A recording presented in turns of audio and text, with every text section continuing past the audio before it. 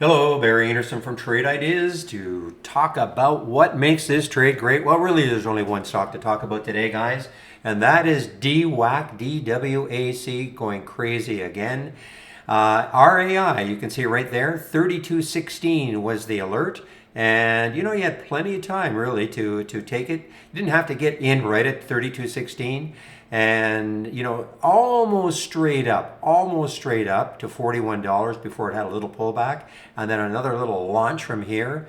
This also showed up in my scan I love a little bit later, 32.96. Actually, if I looked at all of these ones except for the FWRD, they all would have been excellent trades today. You're going to have that scan. I am sharing it, but DWAC certainly is the one to talk about all day, and we'll have to see what happens next week going forward, because this is obviously political, and I'm not going to get into the exact reasons, but it doesn't really matter. This is definitely political, and DWAC just exploding. All right, everybody, have a great evening. We'll see you tomorrow.